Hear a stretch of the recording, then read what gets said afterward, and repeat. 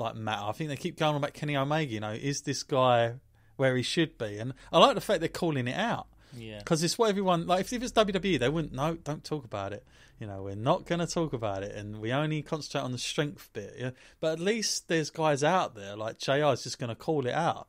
And I think that's really good. You can relate to it more for that. So, yeah, sorry there to go on a bit of a tangent there on that stuff. Next question, Stephen.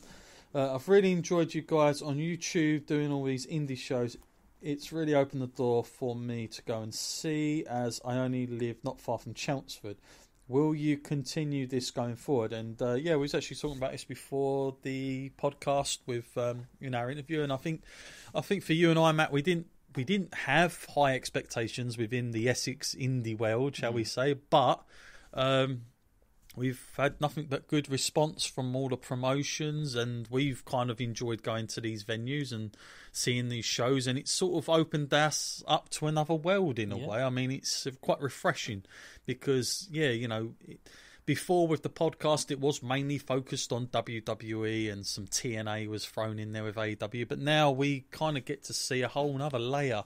And it is like it's wrestling, but it's like so different to WWE. It's like two completely different shows, isn't it, really? Like two completely different things. Yeah, they're both wrestling, but I think as a fan you can view it so differently, and it's quite enjoyable, to be honest with you. I mean, I think for anybody that's having a hard time with WWE of late, I think I'd recommend go out, support your local talents, support your local towns, and their only benefit, because these stars that you're seeing now, one day they may be on television. You're going to be like, well, I got an autograph from that guy or whatever. I sat with him, I had a chat with him, because at these shows you're so close with them, and you always get, if you buy a VIP, and we're not talking about 50 quid, we're talking about £3 extra to go and meet these guys after.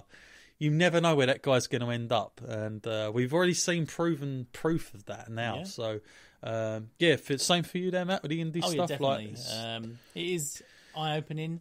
It opens up our options as well, expands our skills as well. We get to do more interviews and stuff, which is good for us, and good for you people watching as well, because you get to see them all. Yeah. I've thoroughly enjoyed meeting all these guys as well, because these guys are mostly a nice bunch. Of course, there's some out there characters, but that's what we love about wrestling. I hope we get more of these opportunities, and it does seem to sort of expand our horizons. Like we go into Ring of Honor soon and get some interviews there. So we're looking forward to that. It seems exciting times. Okay, it's that time of the night, Matt. Jimbo, Wrestler Squad number 9, he's here. Number 1 fan he's put to the podcast and channel now. You two are doing so much good work. Well done.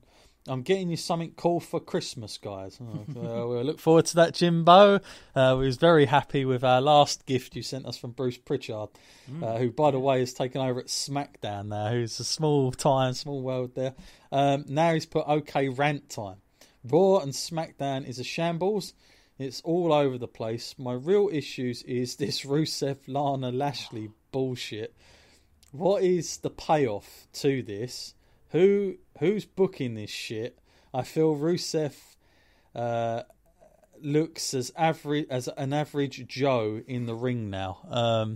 We've got that right. I've completely forgot about this as well. I'm glad you brought this up, Jimbo, to be honest with you. And I think for once there, Jimbo, I think your rant is worthy. I do think this is terrible. I was only talking to our friend who, of course, when we go down and we do this show in Neon Nights, he's next door to us in the Retro Hunter. Anyone that's in Essex that's into sort of really good games, check that out. But he doesn't, he watches wrestling as sort of a casual fan. He's not in it, but he was talking about this to me, and he was like, what on earth am I watching?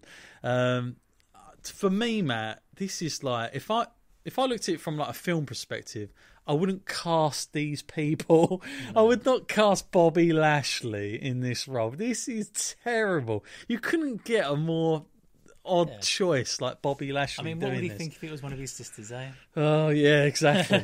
Oh god, it's amusing that Bobby's in it, but amusing at the wrong type of way, because I'm laughing at it badly, because I'm looking at how awkward everything is. We've seen all these connections with this to Brazers and that, and it does make me think: is Vince legitimately taken this on board? Is he gone like, I must check out these videos and find out what they're about? I'll do a storyline about that myself, because it's beneath WWE in some ways. I mean, I know they've done some shady things in the past and some storylines that they'd love to forget, but this to happen now in this day and age is incredible. I can't believe it's actually going on, because it's not PG at all. No, it's really not. And yeah, I mean, the clips that we're seeing, Bobby just doesn't work. And I don't get what the payoff is. You're absolutely right. What is the payoff going to be? Who's really getting over it? You're right. Rusev does look average. I've got to say, seeing him out, he looks like a broken man. I can't work out if he's real. It's just like almost getting to the point now where is this WWE really sticking the finger to Rusev, saying like, you're going to work this story angle and we don't care what you do after that, because this is all going to be made to make Lashley look good, and we don't really care what happens to you afterwards, because it's starting to feel like that. I don't know, this is obviously going to end in a match, maybe it's Survivor Series or some nonsense like that, but yeah, I mean, it is a shambles. I really dislike it. I think it's the wrong people. If you're going to do this kind of angle, you need to do it differently. Like with Bobby, he's not coming across like a guy I really want to hate, because he's just Bobby. It's not like, like when back in the day you saw Flair do it with Elizabeth. Man, he wanted to kick that guy's head in for how he was being with her and rubbing it in, and like so bizarre, because Bobby, he's like, oh, you never got to go to this restaurant. I'll take you because I'm nice. I'm nice guy, Bobby. Oh, it's so strange. It is really strange. I love you. You had to throw that in, didn't they? I just want to see those close-up shots of Bobby. I want to see that happen, and then my life's complete. Yeah, I do think total awful. I do feel for Rusev. Like I just don't see this working out even good for him at the end of it. It's becoming a common theme as well when you think about Mike and Maria as well. Yeah, they kind of went for the same thing where it's degrading to them almost. Yeah. It's already happened to Rusev once, of course, with Dolph Ziggler. So now we're getting it again. It's not enough once, is it? Do it a second time. There's my answer to that one. Sorry, Jimbo. Christopher now. I wanted to ask if you watch NWA Power. It's great. The promos make WWE look like a kids' TV show on Disney. It's really well done. Very recommended to everyone. And I'll probably second that. I've seen 2 episodes now. Paul Robinson, that was on an interview last week, he even was enjoying it.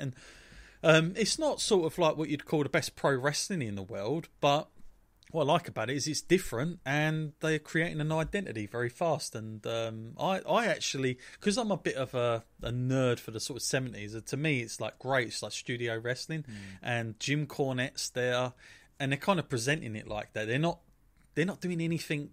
They know they're concentrating on all the strength parts. They're not doing the extravagant entrances of WWE. But man, he's right. The promos are better. The interviews do sound better. I know they're going for that old approach, but you could learn a lot. I think some of the guys at NXT should be doing these kind of stuff. Have you seen any of it yet, Matt? Yeah, I have. Yeah, and what did you make of it? I'm interested to hear your opinion, because you're not. It's very maybe our tastes are a little bit different. To see how much difference, like how much impact the small things make. Yeah, like you said, like about the work on the mic and the commentary and all that, and it does make a big difference. And it doesn't really. Sometimes it's like the success of NXT because it was in a small venue and a small place. You had that more intimate feel about it, and you felt like the actual vibe about it was underground and like you're watching something that I love a lot of the whole, like when they got a guy up doing the interview and they'll have the studio audience going yeah. I love all that, because it sounds like it's like a throwback, and you know what they're trying to go for,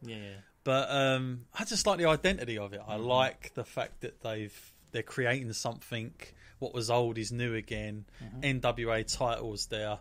To me, I don't know, Impact Wrestling should be looking at what are they doing. They've got Ken Shamrock coming back, and Steiner's been there. I don't know where they are with their stuff. They just had a Bound for Glory show, believe it or not, and of course they just announced TNA that they're doing a reunion show WrestleMania. I reckon they'll all come back there with checkbooks in their hand saying, "Where's my money?" For the reunion. Is Dixie Carter going there? Unbelievable, isn't it? That. I don't know who's going to show up for it. I don't think anyone's going to show up for it. But maybe they should take their solicitor with them as well. Stay lucky now. Tyson Fury has been ruined. Who's going over in Saudi in these matches, guys? Give me a rundown. P.S. Stay lucky as always. I've got to say, I showed Matt a video clip earlier of Tyson Fury. You can probably get it on Facebook or YouTube, something like that. It's him training. I'm assuming it's supposed to be serious, but it looks like a comedy. Braun shows up and gets involved. The whole thing. Last week we had the battle of who can break a pen in front of him, like a massive deal that was. Woo, big stuff, break a pen in front of you, really big stuff. Matt, for you, who's going over, Braun or Tyson Fury? It's got to be Tyson, isn't it? I mean, he's undefeated, and you think he's going to go to WWE and then take his first ever loss there in a match where he can pretty much choose whether he wants to win or lose. So I feel like he's got to win. Fury's got to win. So, what is this? Is it the greatest tag team World Cup or whatever now we're getting as well? Yeah. Oh man. So, if I can think of a match, we were talking about the tag team division earlier. So is this like a tournament set up? No, it's the largest ever tag team turmoil match. Oh no. So it's not even a tournament, so there's no excitement there. It's just the biggest. If I can think right now, what would engage me the least? It's this dumpster fire match, tag team division. It doesn't engage me at all. Any predictions for this for next Thursday?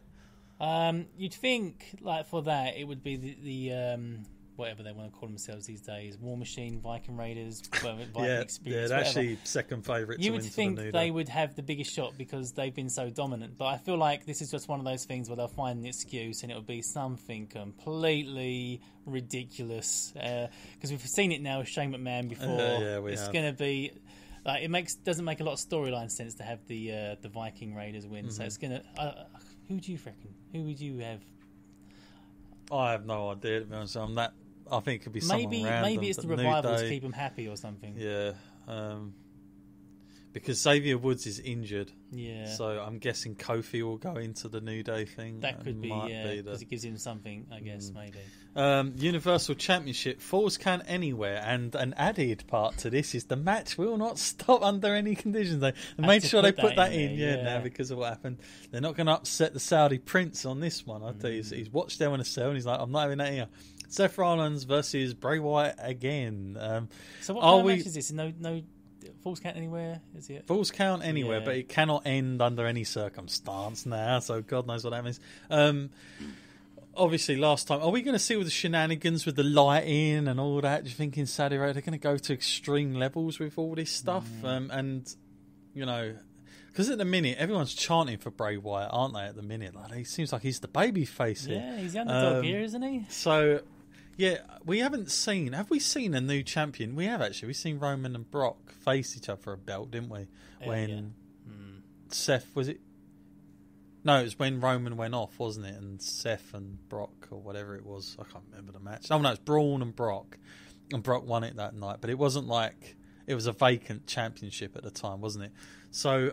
I'm guessing belts can change hands now there. So is there a possibility that Bray wins it, or do you think no and Seth continues? They're on opposite shows now, which is just even more of a giveaway. Yeah. I feel like they're keeping it with Seth because they have other stuff probably planned for Bray on SmackDown. So it's just like... I showed you that thing, didn't I, about the UK tour, and they're already announcing that they're going to do a steel cage match between Seth and Bray. So it's going to go on. So it's just never ending. It's just the same thing in a different package. So it feels like Seth's going to somehow come out on top, survive by the skin of his teeth. I don't know how he's going to manage it. You're right. Brock Lesnar, Cain Velasquez for the WWE title. So this is the interesting one. This one's the one I find the most sort of attractive out of the matches. Okay. And who are you going for? Are you going for a...